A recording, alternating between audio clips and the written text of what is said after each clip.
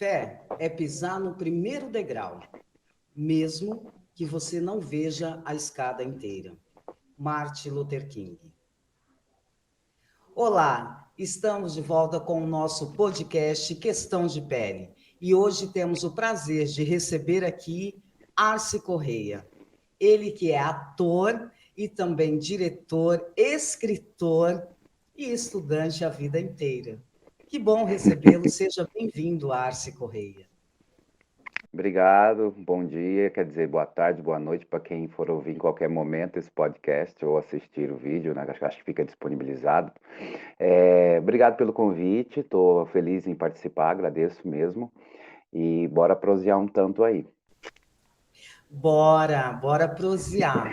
Arce, o nosso podcast Questão de Pele, primeiro agradecer você pela sua disponibilidade, você que tem diversas funções, né? E está um pouquinho distante de nós, mas o bom é que esse mecanismo das redes sociais, eles nos aproxima.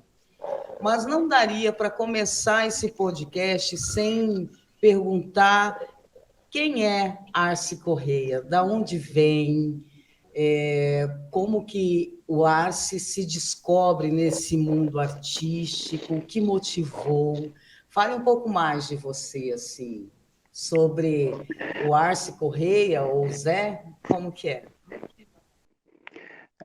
Dizer quem eu sou, não sei, só sei dizer quem eu fui, quem eu caminhei, por onde andei e tal, mas quem eu sou, não faço a menor ideia, nunca vou saber, me dirão, me dizem talvez. Tais coisas. Não sei se sou. Eu sou de Camapuã, nasci em Camapuã, interior de Mato Grosso do Sul. Morei em Aquidauana, depois Campo Grande e atualmente moro em São Paulo, onde vim para estudar. Sou uma artista, principio o trabalho das artes no teatro, aí vou para dança, circo. Hoje dou uma namorada com a escrita. Trabalhando na área do teatro fazendo direção, na área da dança também, às vezes coreografando, dançando, na área do teatro atuando e mais do que fazendo direção, que mais? E vim para São Paulo para estudar, fiz a Escola de Arte Dramática, chamada EAD, que é a Escola de Arte Dramática na USP, fiz a Embi Morumbi, com a licenciatura e bacharelado em teatro, e trabalho com teatro aqui participo do Teatro Vento Forte, entrei em 2014, e outros trabalhos, outros grupos, enfim. Sou uma artista da lida e da vida. Não sei se eu me considero mais uma coisa que outra, eu acho que não, tenho uma dificuldade de fazer essas escolhas e também uma desnecessidade disso. Certo, Arce. Bom, é inegável a sua contribuição cultural para com a nossa cultura regional, e em especial com o personagem Maria Quitéria. Como que é para você trabalhar já há tantos anos com este personagem, tendo em vista que é um personagem maravilhoso e você continua trabalhando com este personagem de forma muito graciosa, assim. A Quitéria, ela nasce em 2000 por uma necessidade cênica mesmo, a gente precisava fazer intervenção em um evento, a recepção, e aí um dos atores não poderia e me chamaram para fazer, para criar um personagem. Então já tem, né? Agora em agosto, meu Deus, agora mês que vem.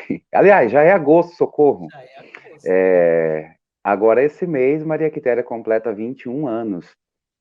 Então, quer dizer, quando eu comecei eu tinha 5. Talvez, não. Então, quando eu começo a Quitéria, foi assim, de um improviso, e aí a figura vai ganhando espaço, enfim, eu acho que como o fazer da vida mesmo, né? Até por isso no começo da conversa eu disse que eu não sei quem eu sou, porque a gente só consegue avaliar um pouco depois, não dá para saber se no momento me dizer o que sou, o que não sou, não, acho que para mim não faz sentido. Então, a Quitéria eu começo nesse processo de necessidade, e assim como andar e caminhar e conversar e comer, e aí a gente vai vendo as consequências disso. Hoje em dia são 21 anos dessa personagem que me dá imenso prazer, me ensinou e me ensina muitas coisas da vida, porque eu acho que no teatro o que eu mais aprendi foi sobre a vida e não sobre fazer teatro. E a Quitéria é uma escola como nenhuma, né? Assim, o fazer, na verdade, isso para todo mundo. Eu falo da Quitéria não porque essa em específico, mas o fazer, o trabalhar, ensina a gente como escola nenhuma. E é uma escola de vida, assim. Ela tem um espaço muito grande na minha vida. Ela firmou esse espaço na minha vida. E peço licença a ela sempre e agradeço muito porque ela me ensina e me propicia muitas coisas, abre muitas portas, faz muitas giras e Quitéria faz uma diferença imensa na minha vida. Salve, que coisa boa. Então, como você é Laroie. uma pessoa, né? Como você é uma pessoa de múltiplas funções, tem um escritor aí, né? Você, esse seu namoro com a escrita, como que está? Como que está isso, assim, entre versos e pensamentos? Como que está esse projeto em si? Esse é um outro acidente. A minha vida acho que são só acidentes. Ai, socorro de mim, meu Deus. Mas esse é uma outra aceitação, né, que eu tive que fazer. O teatro é a primeira aceitação, entendimento disso, né, olhar para o teatro e achar que ver essa possibilidade de entender que existia uma profissão chamada teatro. Quando eu comecei, eu nem entendia isso. Não entendo também hoje, eu acho. Mas a escrita foi uma outra aceitação, né? Eu fui entendendo que os meus reunidos de letras, eles tinham alguns, sempre fizeram sentido para mim, mas eu, às vezes com um olhar muito severo sobre eles, porque eu tenho um olhar severo sobre tudo, na verdade, sobre mim, e, enfim, a vida, no sentido de observar as coisas, de querer com muita vontade, muita paixão, eu sou extremamente passional, então, tudo que eu faço com muita vontade, com muita paixão, e às vezes isso assusta muito, e me assusta, né? Então, a escrita eu fui entendendo aos poucos que aquilo era eu, traduzido muito mal traduzido em algumas palavras, e aí eu aos poucos fui aceitando essa coisa da escrita, incentivado sempre por fora, né? Aceitando esse incentivo de fora, não entendendo o incentivo a princípio por vontade, mas quando eu me dei conta disso, aí eu comecei a laborar mais em cima da escrita, né? Trabalhar mais em cima dela para entender essa forma e esse conteúdo, dando, dando margem a me traduzir um pouco melhor. Na escrita eu consigo. Estava falando outro dia com uma grande parceira de vida minha, que é a Roma, que você também conhece, que na escrita, e né, como acho que todo artista, toda pessoa em sua profissão, talvez tenha um pouco disso, mas eu acho que o artista, a gente consegue desenvolver isso, eu consigo expressar, não só a questão de expressar, mas eu consigo expurgar muitas coisas que eu não poderia, não deveria, não quero também na vida, né, na vida cotidiana, que não seja pela escrita. Então, o fazer artístico me propicia muito isso, e a escrita me propicia. Lá eu posso esganar quem eu quiser, eu posso colocar no pedestal, amar, trazer para comigo, viver comigo, dormir comigo, e outras coisas que não, né, envolvem dormir nesse momento, mas, e posso também execrar coisas, trucidar, dilacerar com a escrita. Eu acho que ah, às vezes os lábios são de veludo, mas a língua é de aço. E na escrita minha língua traceja. Né? O Arce, e assim, dos acidentes que você já sofreu, tem um acidente do Sabor e Arce, né? Que é um acidente delicioso, por sinal. E assim, nossa, que dom é esse, Arce, para com a cozinha? Conta para mim. Esse É, despertar, na verdade, a cozinha, por nós sermos também de origem africana, nós temos essa relação com o alimento, certo? Que, devido à estrutura racista, essa relação ela passa pela cozinha. Mas há um equívoco aí. A nossa relação ela não é com a questão serviçal, com a questão braçal. A nossa relação é com o alimento. E então isso é algo que já está em nós. E aí você olhando para isso, ou seria, você sempre teve essa relação com o alimento, mas chegando aí em São Paulo, lembrando e tendo essa relação com o alimento, os sabores da terra regional aqui, Sul Mato Grossense, você, eu acho que a sopa paraguaia aqui vai mandar bem, é isso? eu sempre tive uma relação muito próxima à cozinha. quaisquer que sejam as justificativas ou contingências da vida que me levaram a isso. Eu entendo que a gente, né, nesse país, tem inclusive as expressões, né, populares que dizem isso, de ter um pé na cozinha, que são extremamente racistas e colocam nesse lugar. Mas eu sempre tive um carinho muito grande e uma relação muito próxima à cozinha. Primeiro porque eu como que não desesperado, eu gosto de comer. E eu gosto de comer coisa gostosa. Aí eu tive que aprender a fazer coisa gostosa para poder comer. É, mas a minha proximidade com a cozinha vem desde a infância, assim, eu sempre fui muito curioso, eu sou muito curioso por aprender quaisquer coisas, né? Então, eu desde criança me aproximei, eu queria fazer, né, criar coisas e tal, então já me peguei desde cedo, sei lá, inventando de fazer bolinho de chuva, que foi uma catástrofe, mas fui lá fritar o bolinho, sei lá, com quantos, 10 anos de idade, 8. É, mas minha mãe cozinha muito bem, minha mãe trabalhou como cozinheira há muito tempo, então, assim, comida de mãe, quer dizer, como a maioria das vezes, tem gente que não, e ok, tudo certo, mas eu tenho essa relação com a comida da minha mãe. Minha mãe, por exemplo, para mim, quando criança, ela tinha cheiro de frango assado e salada de batata. Esse era o cheiro da minha mãe. Então, isso era muito forte para mim, essa coisa da cozinha, e eu sempre fui de aprender muito e lidar com todas as coisas, desde, sei lá, quando eu era na escola agrícola, que eu laçava boi, que inseminava vacas, ao fazer da cozinha, para mim não tinha distinção nenhuma entre uma coisa e outra, como fazer teatro para mim, como dar aula, como cozinhar hoje, né, que isso me gera uma renda, mas também é um desses acidentes, quando eu falo de acidentes, são por reações às necessidades. Isso não são coisas ruins, não tomo isso como coisas ruins, tomo isso, inclusive, como enfrentamento das condições, né? Às vezes alguém pergunta assim, mas você não tem medo de determinada coisa? Eu falo, medo eu tenho, mas tem que ir com medo mesmo. A necessidade é maior. Então, a minha necessidade de fazer arte, a minha necessidade de vida, ela é muito maior do que os temores. Então, qualquer medo de rotulação, isso é colocado à parte.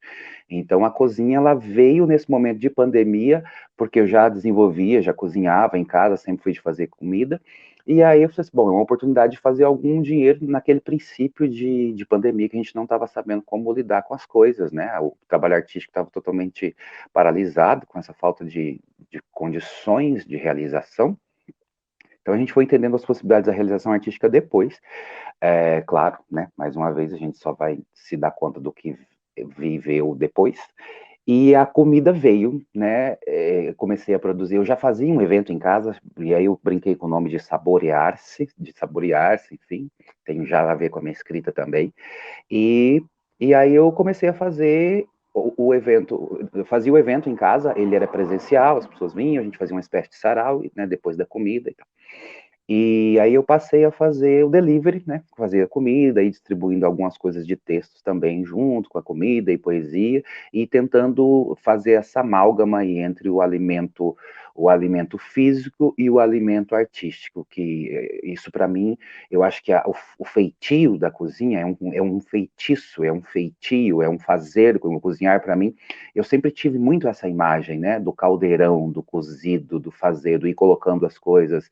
Eu, como delicado como um rinoceronte que sou, não tenho, não, assim, não tenho das delicadezas, das sutilezas, mas isso não sublima a leveza das coisas, né? Então, assim, o fazer da comida, eu acho que eu vou colocando os ingredientes, não gosto, não sigo receitas, porque sou cabeçudo, mas também, assim, há um certo roteiro que precisa entender. Isso a gente entende com a vida. Hoje, quando eu vou misturando as coisas e criando os alimentos, é uma coisa que eu estou criando ali. Então, isso vai entrar pela boca de alguém e vai fazer parte dessa pessoa. Então, eu preciso ter um respeito muito grande com essa comida, assim como eu tenho cuidado e respeito com as coisas que eu faço na arte e na vida. Você, enquanto pessoa, obviamente, todos nós, né, a busca pelo conhecimento te fez ir para São Paulo, optar por se aprimorar, por qualificar, por estar sempre, entender que está sempre nesse processo de aprendizagem. Como que foi para você? Você sentiu um choque? Porque nós somos aqui da região centro-oeste, quase sul, né? Nós somos aqui gente, a gente acorda e fala gente, né? O nosso O nosso pior, ele tá pior, né? O nosso pior quer dizer que é mesmo. Enfim, com a nossa linguagem coloquial e com os nossos costumes sul-mato-grossenses, você chegando nessa metrópole que é São Paulo, você sentiu um impacto e mais, por ser um artista negro, uma pessoa negra, como que foi isso para você, essa realidade, esse talvez um choque cultural mesmo, poderia se colocar dessa forma. Você sentiu isso muito aflorado ou não? Você foi percebendo isso conforme o tempo foi passando ou não houve? Como que foi isso? É, o fato de ser uma pessoa negra, de ter vindo para São Paulo, isso não faz diferença, não fez diferença aqui.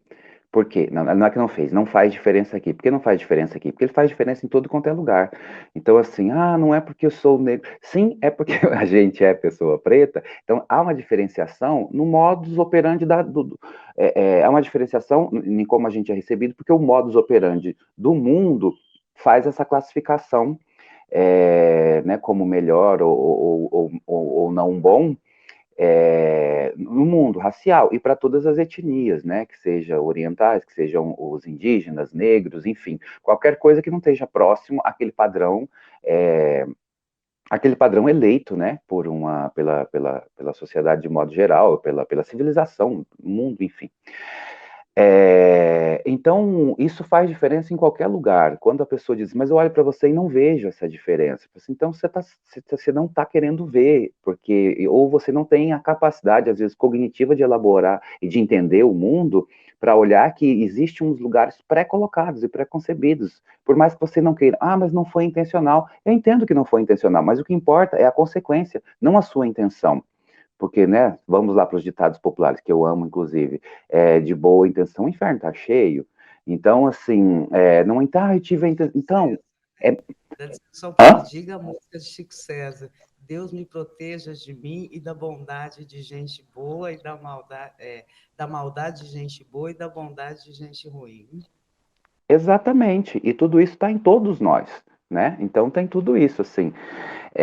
O discurso é muito bonito, mas a prática é complicado da gente realizar. A disparidade entre prática e discurso nossa na vida, ela é, né, natural. Então, precisamos olhar para isso. Então, vivendo em Mato Grosso do Sul, eu estou falando de todas essas coisas porque é o seguinte, poderia pensar e dizer que nunca tive esse rechaço, né, racial dentro do estado e o que acontece? O meu trabalho tem uma visibilidade muito grande em Mato Grosso do Sul, eu tenho um reconhecimento muito grande, recebo um carinho, um retorno bastante grande das coisas, mas entendo também que o meu trabalho sempre esteve a serviço do bem, e o bem não, entendamos aqui que eu não estou querendo dizer do bem, da bondade, não é nesse sentido não, mas do bem-estar, sabe, assim, do me colocar bem, do ser cordial, né, de estar a serviço disso, não da servidão, mas de estar a serviço, que é uma outra coisa. Então, assim, mesmo com a quitéria, por exemplo, quando entro nos ambientes, não é para romper com as coisas de cara, não é para explodir nada, mas eu sempre vivi e vivo a vida para implodir estruturas que sejam problemáticas. Então eu entro nas estruturas para entendê-las, para saber como elas funcionam e puxar as peças fundamentais e fundantes que as desmoronem quando elas não estão a serviço de um bem comum. E aí, quando elas são classificatórias e por si, quando se classifica, se discrimina, e se relega, né, algumas coisas, eu quero entender essas estruturas, as minhas estruturas principalmente, porque dominar os outros a gente pode fazer com o pé nas costas, mas dominar a si é um tanto quanto complicado. Então, ser pessoa preta em Mato Grosso do Sul ou em qualquer outro lugar sempre vai ter uma classificação, assim como ser uma pessoa que não seja, né? Então, e dadas as medidas de mudanças das condições da vida, cada hora você tem uma diferenciação de tratamento. Às vezes a gente está até numa posição um pouco mais privilegiada com relação a outros, e outras vezes não. Quando eu venho para São Paulo, eu venho atrás de estudo, em busca de aprendizado, mais uma vez, que eu sempre fui inquieto com isso. Venho para fazer a escola de arte dramática na USP. Então, eu acho que assim, E eu vim, juro que quando eu, né, pensei em fazer essa escola, não tinha essa coisa, vou fazer porque é na USP. Não, eu vou fazer porque era uma escola e não tinha vestibular de biologia, química, matemática, né, das coisas que eu achava que eu tinha dificuldade que eu não sabia, por conta de formação, né, por uma conformação e um recalque de informações na cabeça, de que não teria essa capacitação. Né? Há alguns anos eu entendo que muito distante daquela coisa que tentavam impingir e imprimir na minha mente de que eu não teria uma sabedoria para as coisas, foi muito o contrário disso. Eu fui entender que tinha gente que estava lá num status superior, vamos dizer assim, né, de dando aula ou qualquer outra coisa, e que estavam com medo, com raiva, com inveja, com ciúmes de mim, e me relegavam a um espaço mais inferior por esse temor. Então, quando a gente se entende, e aí vai dando conta um pouco mais disso, passa por aquela coisa também de ter, eu sou muito bom. Sim, querido, vamos com calma, você é bom, mas não é o suprassumo do mundo e ninguém deve ser. Então, quando eu venho para São Paulo para fazer esse estudo, me deparo com uma escola, com uma cidade, eu sempre costumo dizer que vir para São Paulo é como se eu tivesse a vinda para São Paulo é uma coisa que me enfiou a mão pela boca, pegou a última parte do intestino e puxou. Então eu viro do avesso, entendo que o mundo tem uma dimensão muito maior que meu umbigo, e que o nicho onde eu estava acostumado a viver, e isso me propicia coisas incríveis de aprendizado, dores também, é o que faz parte da caminhada da gente, né? A gente aprende, às vezes, muito mais pela dor do que pelo amor, mas a gente vai transformando essas coisas. Bom, Arce, tem um espetáculo que você acabou de fazer, que é o Quarto de Despejo. Como que é isso? Gente, um clássico. Quarto de Despejo, assim, e vai trazer para Mato Grosso do Sul? Teremos essa É, oportunidade? o Quarto de Despejo, ele é uma adaptação de uma obra literária da Carolina Maria de Jesus, para quem está ouvindo e talvez não saiba do que se trata, o que é uma pena, porque se a gente diz outros nomes, eles são muito mais reconhecidos imediatamente, mas se a gente fala de Quarto de Despejo, que é uma obra literária, a primeira obra literária de Carolina Maria de Jesus, e depois ela tem outras obras, até que são publicadas póstumamente, é uma adaptação para a cena, né, para o teatro. Ele é uma literatura, ele é um livro, não é dramaturgia. Em 2019, pela companhia Evoé, que me convidou, eu trabalho com eles já desde, acho que 2018, talvez, não sei, e a gente fez o Quarto de Despejo. E agora a gente fez essa remontagem, o Rodrigo Chimarelli, que faz a direção, quis fazer uma remontagem, que ele teve um processo de receber uma verba para poder, né, viabilizar tudo isso. E a gente fez a remontagem do Quarto de Despejo. Então ele me convidou para compor também as músicas para o espetáculo. E aí eu compus, acho que a gente tem no espetáculo, acho que 5 músicas, mas eu compus ao total 7, e eu acho que as crias estão engendradas ainda e ainda não saíram, porque outro dia eu acabei de parir uma outra música para o próprio trabalho, que eu acho que a gente vai acrescentar, porque a gente já fez a gravação dessa parte do espetáculo, mas eu acho que a gente deve acrescentar o espetáculo, e eu penso em projetos mais adiante para poder fazer uma gravação com essas músicas. Porque, enfim, Carolina Maria de Jesus, uma mulher preta, favelada, e de uma poesia, de uma escrita tão contundente, tão visceral, tão cortante, tão sublime ao mesmo tempo, ela faz no enredo todo dela, ela coloca coisas de uma maneira muito, muito cotidiana, mas ao mesmo tempo de uma capacidade de céu infinita, assim, é muito bonito, é um prazer imenso, né, estar dentro desse universo. Aí a pesquisa foi vasta, a gente foi para várias áreas para poder entender um pouco mais disso, e eu tive que ir bastante para poder compor as músicas. Então, nas músicas tem samba enredo, tem bolero, tem coco, tem um samba, enfim, tudo tentando trazer um pouco desse universo que a própria Carolina viveu. E esse espetáculo, ele já vai ficar disponível agora online, acho que agora em setembro a gente tem a temporada de estreia do espetáculo, vão ser link, né, como está tudo acontecendo agora, link online, link para acesso online. E a gente pretende, obviamente, viajar com espetáculo, um espetáculo que a gente já fazia para alguns espaços, e nessas coisas sendo retomadas presencialmente, a gente tem vontade de que ele viaje em muitos lugares, e eu tenho, né, mais particularmente essa vontade, porque para ver isso sendo dito, sendo falado, sendo feito por nós, sendo cantado por nós. A composição musical também é um trabalho que é um pouco mais recente na minha vida, deve ter uns 3 anos, e junto com a escrita, isso vem chegando. Tem um espetáculo já pronto também, chamado Alinhavos, que é em cima de um livro meu que ainda não consegui publicar, chamado Alinhavos, Delírios e Açucenas, que é um espetáculo com textos e músicas minhas. Bastante umbilical, talvez, mas a partir de mim é que eu posso pensar e falar o mundo. Ok. Arce, obrigada por esse bate-papo gostoso, essa conversa boa, né? Essa prosa. Só não tem aqui o tereré, porque aqui está frio também. Hoje que nós Ah, estamos com um pouquinho mais de calor, assim, mas aqui tem estado frio e frio mesmo.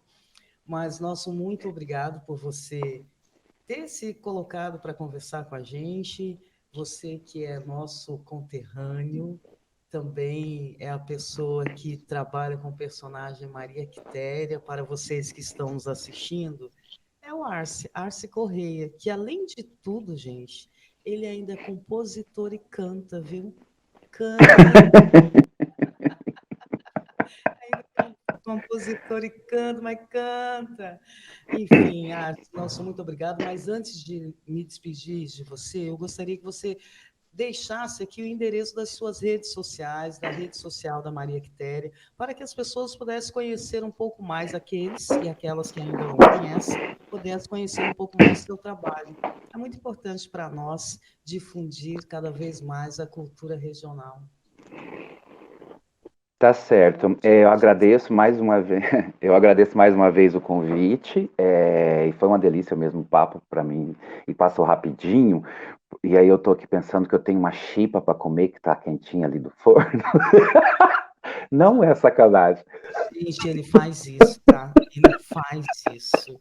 Ele agora, com esse saborear-se, vocês não têm ideia dos pratos maravilhosos que ele faz, e ele manda assim, olha só, estou fazendo. Acabei de fazer. Tá bom. Não, mas não é, não, como diz minha avó, tá fazendo fusquinha pros outros meninos. Não, não é fusquinha, não é porque eu tinha tomado café e aí tá a Chipa ali olhando pra minha cara ali que eu tirei lá do forno e o café. E o Paulo que já vai descer também para comer. Agradeço mais uma vez, um prazer, muito obrigado pelo convite mesmo. Um beijo para todo mundo que está ouvindo aí, também porventura assistindo. Ah, as minhas redes sociais, tanto o Instagram quanto o Facebook, é @arce, A-R-C-E, Correia com I, @arce Correia. E tem também da Maria Quitéria, que é Maria Quitéria Deusa, que ela é muito humilde, né, gente? Maria Quitéria Deusa. E tem a outra coisa que é o Saborear-se, então é @saborearse oficial. Esse de oficial eu acho tão engraçado, Ai, mas é ótimo. isso. Sabe que eu já pensei em colocar nas minhas redes sociais também, tipo Romildo Oficial? Adoro. Gente, eu acho isso meio bizarro, porque do tipo, tem gente que tá fazendo quase nada, nem é conhecida, e a pessoa tem um negócio oficial. Eu penso, gente, menos, né? É que às vezes você vai fazer um arroba, um endereço, e não tem, o seu nome já foi utilizado, não tem como, então aí você vai ter que ir inventando coisa. Aí você bota um oficial para poder funcionar. O Saborear-se foi nesse sentido. Eu queria saber se tem 2 minutos para eu fazer um fechamento com uma coisa aqui. Pode Lógico, ser? antes desses 2 minutos, eu só quero dizer mais uma coisinha, Arce. No início agora do nosso podcast, eu iniciei com o pensamento de Martin Luther King, que diz o seguinte: fé é pisar no primeiro degrau, mesmo que você não veja a escada inteira. Então, nós estamos procurando sempre abrir o nosso podcast com uma mensagem, né, principalmente das pessoas que são nossas referências em vida ou em memória, mas enfim, que fazem parte de toda e que traz toda essa trajetória de luta contra o racismo, contra tudo isso que está colocado por essa sociedade em relação à população negra. E aí, esse pensamento, eu identifiquei ele muito com vocês, com o Arce Correia e com o Paulo Matoso, porque é subir o primeiro degrau, mesmo que você não veja a escada, entende? Foi quando eu pensei em nós conversarmos aqui e que é esse pensamento, porque assim, né, vocês acreditaram e estão aí, estão subindo o degrau, enfim, é um processo natural da vida, mas que tem que ter fé, tem que ter muita fé. Agora, por favor. Eu acho que sem passo, né, sem dar passo não há caminhada, então a gente vai fazendo, e às vezes, né, aos troncos ou trancos e barrancos, a gente vai, né, catando um cavaco daqui e dali, e é isso, vai caminhando, tem que dar passo, tem que dar passo. E qualquer que seja ele, seja um passo rodado com uma cadeira de roda, seja um passo dado com os pés, seja um passo dado na mente, o passo é preciso ser dado. E o que eu quero fazer aqui é o Samba da Rejeição, que é uma música minha, um samba meu de 2018, que eu compus para fazer parte do espetáculo Dias Rasgados, no Teatro Vento Forte, e onde a gente se reuniu para poder fazer o material, criei texto e música também, mas enfim, só para dizer um pouco que essa música eu criei no período da morte do mestre Moa do Catendê. Então, aí eu pensava estar discursando sobre isso, né, falando sobre isso um pouco nessa música, mas como eu tento não fechar os meus textos e as minhas coisas, eu estava falando de coisas muito além, e estava falando de mim, e não só de mim, que nós somos ainda, como a própria música diz, um punhado, ou, muitas vezes, um punhaço.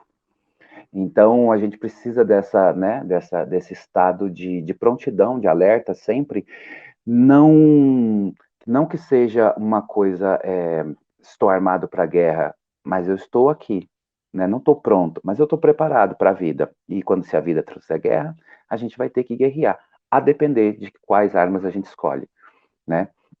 E a música se chama o Samba da Rejeição, que é uma receita. Eu acho que eu sempre acabo caindo nessa receita, na mistura das coisas, no cozer, mas é uma receita de como fazer um bom samba da rejeição ou na vida, né? E ela fala também um pouco sobre caminhar, que diz assim: o seu nascimento foi o tombo do navio. Ao revés de Narciso, ele achou feio o que viu. Retinto e mirrado, nada tinha a declarar. Parido do medo, na labuta foi morar. Gingava na estiva, na curva da vida se equilibrava. Tirava de letra sem saber ler ou escrever. Na escola dos ternos não podia ser doutor. Na escola da vida era mestre e professor. Até poderia ser a história de um homem só. Mas não era sozinho, ele veio acompanhado. Ele não foi só um, ainda somos um punhado. Ele não foi só um, ainda somos um punhaço. Um tiquinho de oneguinho, um teco de crioulo, um tantão de mulatas. Bota aquele consolo, apesar de ser preto, rapaz, você tem a alma branca. 2 bocados de açoite, mascarados de aceitação. Tudo em decadência, gourmetiza o samba da rejeição. Tudo em decadência, gourmetiza o samba da rejeição. Um tiquinho de oneguinho, um teco de crioulo, um tantão de mulatas. Bota aquele consolo, apesar de ser preto, tem alma branca. 2 bocados de açoite, mascarados de aceitação. Tudo em decadência, gourmetiza o samba da rejeição. É isso aí, negada. É não? Gratidão, gratidão mesmo. Arce Correia, o samba da rejeição, né? É Nossa, isso. é bem forte a letra, sim, muito forte mesmo. Nossa, muito obrigado. Obrigado pela sua participação, pela sua disponibilidade. Convidamos você que está aí em casa aqui, venha com a gente, compartilhe esse podcast, assista, converse sobre. Esse é o nosso objetivo, é falar sobre questões raciais negras, sobre o papel do cidadão e da cidadã negra nessa sociedade. Ou seria, nós podemos e devemos estar aonde nós quisermos. Gratidão, podcast Questão de Pele.